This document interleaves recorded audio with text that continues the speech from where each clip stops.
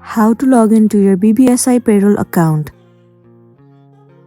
The very first thing you want to do is to head over to any of the web browser, or you can move into Safari. Let's move into Safari for now.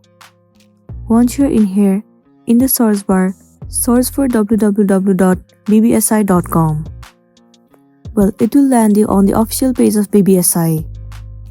Now what you want to do is click on this three horizontal line at the top right corner and then click on My BBSI. Wait for a while for it to load. It will redirect you to this page.